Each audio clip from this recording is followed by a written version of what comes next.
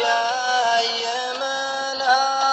مسكين ياللي تحسب الواجد شوي العافية لو تنشرى وش ثمنها يا جاهل الدنيا تراكم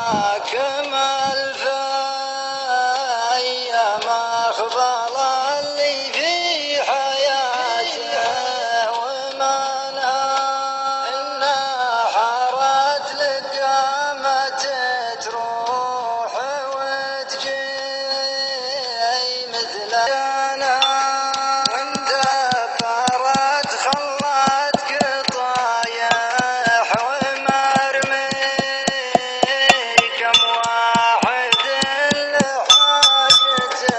ما ضمنها لابد ما نرحل عنها نسكن بيوت قبرنا من سكنها النفس مثل الغصن عايش على الراي لولاه كل الناس عافت وطنها يلا